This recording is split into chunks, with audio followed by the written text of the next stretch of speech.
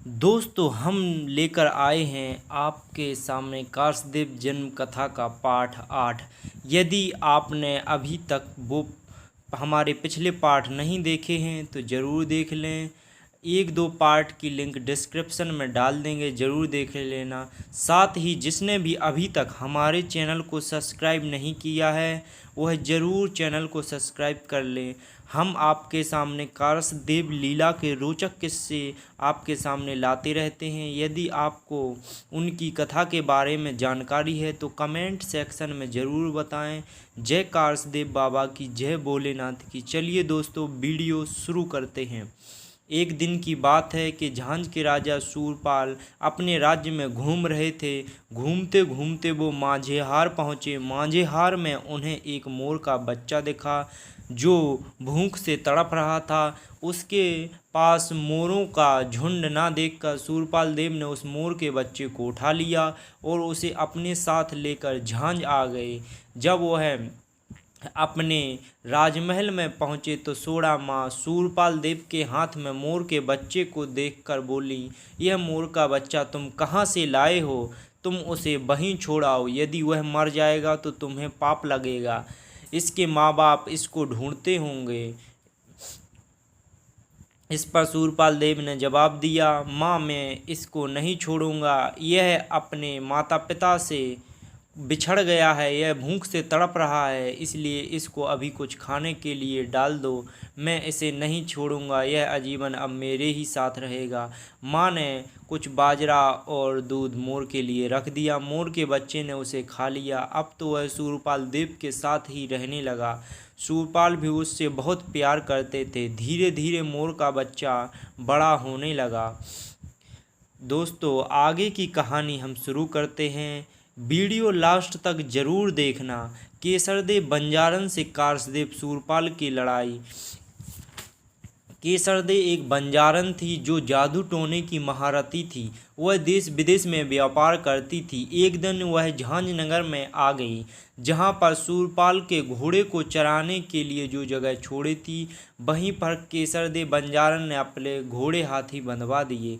जब सुबह हुई तो शूरपाल देव को पता लगा कि किसी व्यापारी ने उनके घोड़े को चराने वाले घास तथा किसानों की फसल अपने हाथी बैलों और घोड़ों से चरवा ली है।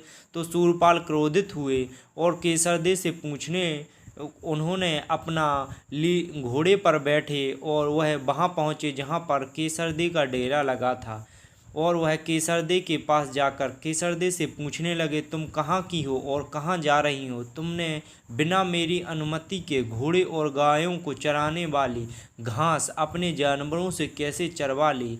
इस पर केसरदे ने पूछा, आप कौन हो मुझसे यह सब पूछने वाले? इस पर शूरपाल ने जवाब दिया, मैं इस झांझ नगर का राजा हूँ। इस पर केसरदे अकड़ कर बोली, आप हमारा क्या कर लोगे? मैंने चरवाई है। इस पर शूरपाल क्रोधित हो गए। उन्होंने कहा, यदि तू एक स्त्री ना होती तो मैं तेरे सर से शीश उतार लेता। दोनों में ही भारी भारी बहस छिड़ गई। शूरपाल ने उसके साथ रहे लोगों में काफ़ी मार दी। तब केसरदे ने सोचा, ऐसे काम नहीं चलेगा, हम लोग इससे नहीं जीत सकते, यह बहुत ही शक्तिशाली है।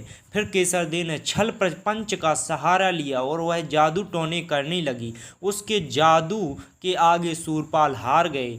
तब वह सोचने लगे, मैं जादू नहीं जानता और वह मुझसे छल से युद्ध जीत जाएगी। तब उन्होंने अपने घोड़े को राजमहल की तरफ बढ़ा दिया।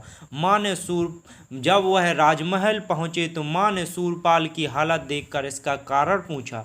तो उन्होंने कहा, मैं केसरदे के जादू से हार गया हूँ। इस पर सोड़ा माँ क्रोधित होकर बोली, तू युद्ध छोड़कर भाग आया। मैंने कभी सोचा नहीं था कि तुम जैसा कायर पुत्र मेरी कोख से जन्म लेगा। और माँ ने कई प्रकार के अपशब्द कहे। इतने अपशब्द जब माँ के ने कहे तो शूरपाल क्रोधित होकर अपने घोड़े पर बैठकर माँ से बोले, जब तक मैं केसरदे को हरा नहीं दूंगा, जब तक मेरे शरीर में प्राण हैं और जब तक मैं केसरदे को हरा कर यहाँ पर नहीं लाऊंगा तब तक मैं रणभूमि से लौटकर नहीं आऊँगा। और वह क्रोधित होकर वहाँ से चले गए। भगवान कासदेव को किसी विपत्ति का अंदेशा हुआ तो उन्होंने नींद खोली और वह उठकर बाहर आ गए। माँ ने कासदेव को जागता देख पूरा हाल बताया। जब यह सब बात कासदेव ने सुनी तो वह बोलने लगे, वह जादूगर अपने जादू से शूरपाल को भ्रमित कर देगी। उन्होंने अपनी कमर में तलवार कसी और हाथ में भाला और सेला लेकर चल दिए। जब वह अपने अरेना पर बैठे तो उन्होंने भगवान भोलेनाथ और अपने माता पिता का स्मरण कर भैंसे को आगे मांझेहार के लिए बढ़ा दिया। तो जब वह वहाँ पर पहुँचे तो बंजारन छल और जादू का प्रयोग कर रही थी।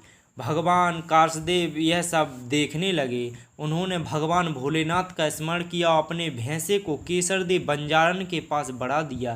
केसरदेव बंजारन से कासदेव बोले, तुम कौन हो और यह उपद्रव क्यों कर रही हो? इस पर केसरदेव अकड़कर बोली, मैं एक व्यापारन हूँ और मेरे घोड़े बैलों और हाथियों ने मांझेहार के घास और किसानों की फसल उजाड़ दी और आपका राजा मुझसे लड़ रहा है। मैं केसरदेव बंजारन हूँ, मैं किसी से नहीं डरती।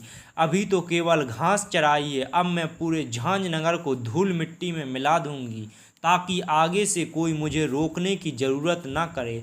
और यह कहकर केसरदेव बोली, व्यर्थ बात क्यों करते हो, मुझसे युद्ध कर। उसने कई प्रकार के जादू कासदेव पर चलाए पर कासदेव पर उनका कोई असर नहीं हुआ। फिर कासदेव ने अपनी माया दिखाई और जितने सैनिक उसके पास थे सभी को पत्थर बना दिया। जब यह सब बंजारन ने देखा तो वह समझ गई कि यह मानव नहीं बल्कि भगवान है। उन्होंने कासदेव चरणों में शीश झुकाया और माफ़ी मांगने लगी कि जो भी उन्होंने नुकसान किया है उसकी भरपाई के लिए मैं तैयार हूँ।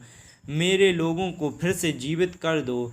और वह कासदेव के चरणों पर गिड़गिड़ाने लगी। कासदेव बोले, मेरे भाई को एक हाथी दे दे जिस पर तू बैठकर बड़े अकड़ कर रणभूमि में उतरी थी और मेरा जो भी तूने नुकसान किया है उसको भी तुझे भरना होगा।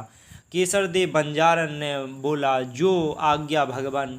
और उन्होंने अपना हाथी भगवान कासदेव को दे दिया और जो भी नुकसान किया था उसकी भी भरपाई कर दी। भगवान केसरदेव बंजारन से बोले, तुम निश्चिंत होकर व्यापार करो, कोई रोक टोक नहीं है, पर तुम किसी का नुकसान मत करो। केसरदेव बंजारन अपने आप में पछतावे की अग्नि लिए भगवान कासदेव को प्रणाम कर वहाँ से चल दी। यहाँ कासदेव शूरपाल दोनों युद्ध जीत कर घर गए तो माता ने उनकी आरती उतारी और उनका स्वागत किया।